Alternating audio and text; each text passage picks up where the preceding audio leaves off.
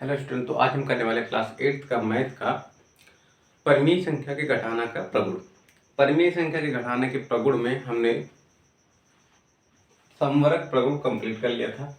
अब हम करेंगे क्रम विनिमय प्रगुण। तो क्रम विनिमय प्रगुण परिमेय संख्या का घटाना का पालन करता है या नहीं करता है, उसको हम बाद में देखेंगे। सबसे पहले जान लेते हैं क्रम विनिमय प्रगुण होता क्या है। क्रम विनिमय प्रगुण होता क्या है? अगर किन्हीं भी दो परिमेय संख्या का आपस में घटाना करें तो उनका क्रम बदलने पर जो मान आएगा और वैसे जो घटाएंगे उसका जो मान आएगा वो समान होना चाहिए। अगर समान है तो हम कहेंगे परिमेय संख्या का घटाना क्रम विनिमय प्रगुण का पालन करता है। अगर नहीं है तो हम कहेंगे परिमेय संख्या का घटाना क्रम विनिमय प्रगुण का पालन नहीं करता है। तो इसको देख लेते हैं। पहले जान लेते हैं कि क्रम विनिमय प्रगुण होता क्या है।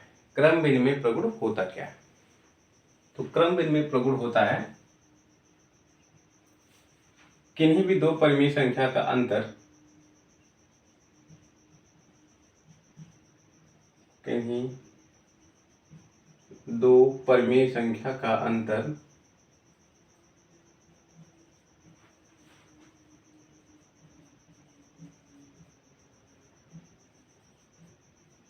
परिमेय संख्या का अंतर किन्हीं दो परिमेय संख्या का अंतर तथा उनका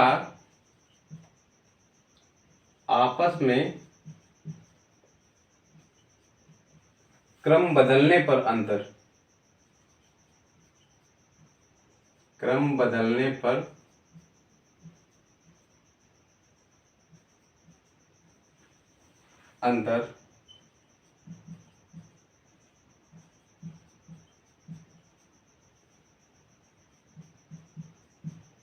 समान होना चाहिए, या फिर लिख दीजिए समान होना चाहिए।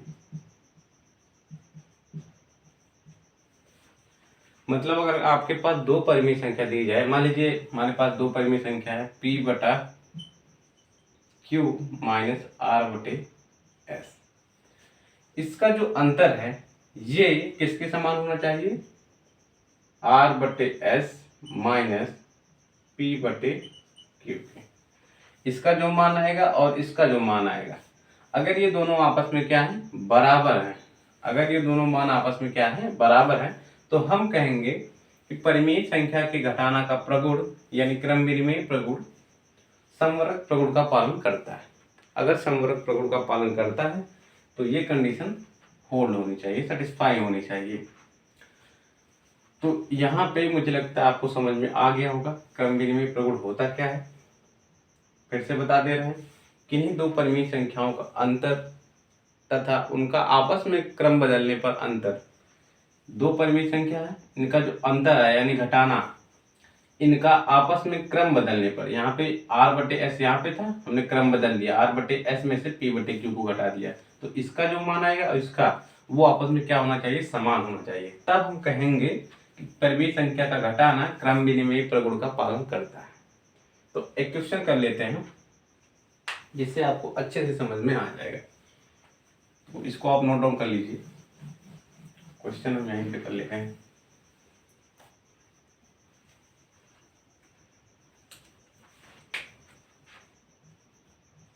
प्रश्न, अब यहाँ पे मान लीजिए आपके पास दो परिमेय संख्या है 11/24 माइनस 8/9। यहाँ पे आप चाहे तो ऐसे लिख सकते हैं। अब बताइए ये दोनों परिमेय संख्या क्रम विनिमय प्रगुण का पालन करती हैं या नहीं करते हैं? 11/24 माइनस 8/9 ये क्रम विनिमय प्रगुण का पालन करती हैं या नहीं करते हैं, ये हमको बताना है। तो यहाँ पे हम क्या पढ़ रहे हैं? परिमेय संख्या के घटाना के प्रगुण। तो सबसे पहले क्या करेंगे? इसमें से इसको घटाएंगे।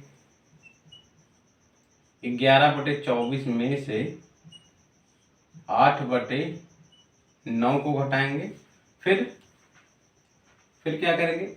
माइनस 8/9 में से 11/24 को घटाएंगे। तो यहाँ पे देखिए क्रम हमने क्या बदल दिया, 11/24 है में से 11/24 में से -8/9 को घटाया है, लेकिन यहाँ पे -8/9 में से 11/24 को, यानी क्रम जो है बदल दिया है। अब क्या करना है, हमको देखना है कि इसका जो मान आता है क्या इसका जो मान आता है वो दोनों आपस में समान है। अगर समान है तो हम क्या कहेंगे कि परिमेय संख्या का घटाना क्रम विनिमय प्रगुण का पालन करता है। तो इसको चलिए सॉल्व कर लेते हैं। तो यहाँ पे देखिए 11/24 है, यहाँ पे माइनस है, ब्रैकेट में माइनस है, तो माइनस का गुणा माइनस में कितना हो जाएगा, माइनस का गुणा माइनस में कितना हो जाएगा, प्लस। ये इम्प्लाइज हटा लेते हैं केवल बराबर, यहाँ पे प्लस 8/9, 8/9 हो गया। अब यहाँ पे 24 और 9 का क्या लेंगे, लासा। 24 और 9 का, 24 और 9 का लासा ले लेते हैं। तो यहाँ पे हो जाएगा 2 से कटेगा 12, 9, फिर 2, यहाँ पे 6, 9, फिर 2, 3, 9, फिर 3, 1, 3, यहाँ पे 3, तो 24, सॉरी यहाँ पे लासा कितना आ गया, 2 दूना 4, 4 दूना 8, 8 3 24, ये 72। तो लासा हमारा आ गया वो 72। अब 24 से 72 में भाग लगाएंगे कितना मिलेगा, 3, फिर 3 का गुणा 11 में करेंगे कितना मिलेगा, 33, बीच में क्या है प्लस, तो यहाँ पे हो जाएगा प्लस। 9 का भाग लगाएंगे 72 में तो कितना मिलेगा, 8, और 8 का गुणा 8 में कर देंगे कितना मिलेगा, 64। अब इसको जोड़ लेते हैं, 4 और 3 कितना हो जाएगा, 7, और 6 और 9 कितना हो गया, 7 बटे, सॉरी 6 और 9 कितना हो गया, 6 और 3 कितना हो गया, 9, सॉरी मिस्टेक हो जाता है, यहाँ पे कितना हो गया 97/72। तो जब हमने इसको आपस में घटाया तो हमें कितना आंसर प्राप्त हुआ, 97/72। अब इसको सॉल्व कर लेते हैं। यहाँ पे देखिए -8/9 है, -11/24। अब यहाँ पे क्या करेंगे, 9 और 24 का क्या ले लेंगे, लासा। तो हमने यहाँ पे लिया था कितना आया था, 72, 9 और 24 का लासा लिया तो कितना मिला, 72। अब क्या करेंगे, 9 से 72 में भाग लगाएंगे तो कितना मिलेगा, 8, और 8 का गुणा इस 8 में करेंगे कितना हो जाएगा, 64, और माइनस का चिन्ह है तो यहाँ पे माइनस आ जाएगा। फिर क्या करेंगे, इस 24 से इस 72 में भाग लगाएंगे तो 24 3 72 आएगा कितना, 3, इस 3 का गुणा 11 में कर देंगे तो कितना हो जाएगा, 33, और यहाँ पे चिन्ह कौन सा है, ऋण का, तो यहाँ पे हो जाएगा ऋण। क्लियर है इतना। फिर यहाँ पे इसको क्या करेंगे, हम जोड़ लेंगे। हमने कहा जोड़ लेंगे, क्यों कहा जोड़ लेंगे, क्योंकि यहाँ पे हमारे पास दो संख्या है 64 और 33। इन दोनों का आप चिन्ह देखिए क्या है, समान है। क्या है, समान चिन्ह। 64 का चिन्ह क्या है, ऋण है। 33 का चिन्ह क्या है, ऋण है। तो जब भी दो संख्याएं हो आपस में जोड़, जब भी दो संख्याएं हैं और चिन्ह उनके समान है तो संख्याएं आपस में क्या होती हैं, जुड़ जाती हैं। दो संख्याएं हो जब चिन्ह समान हो तो संख्याएं आपस में जुड़ जाती हैं और बड़ी संख्या का चिन्ह हमेशा लिखा जाता है। तो जब 64 और 33 को जोड़ेंगे तो कितना आएगा, 97/72। लेकिन चिन्ह कौन सा आएगा, ऋण का, क्योंकि यहाँ पे बड़ी संख्या क्या है, 64 का चिन्ह क्या है, ऋण, तो यहाँ पे हो जाएगा ऋण। क्लियर है इतना। अब यहाँ पे देखिए 11/24 में से जब हमने घटाया ऋण 8/9 को तो हमें आंसर कितना प्राप्त हुआ, 97/72। लेकिन यहाँ पे जब हमने ऋण 8/9 में से 11/24 को घटाया तो कितना आंसर प्राप्त हुआ, 97/72 ऋणात्मक। तो क्या 97/72 और ऋण 97/72 आपस में समान है, समान है, नहीं। तो यहां से हमें क्या हो जाएगा, 11/24 में से ऋण 8/9 को जब घटाया तो इसका जो मान आया वो इस मान के यानी ऋण 8/9 माइनस 11/24 के मान के बराबर नहीं आया। तो हम क्या लिखेंगे?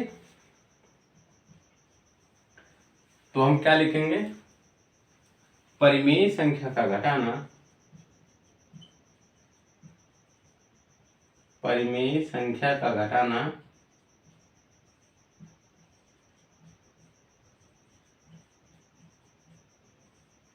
क्रम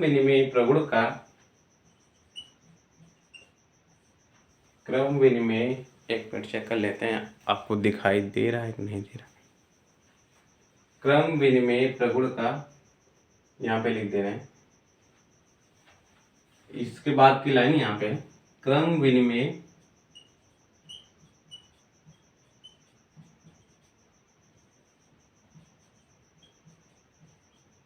प्रगुण का पालन नहीं करता है।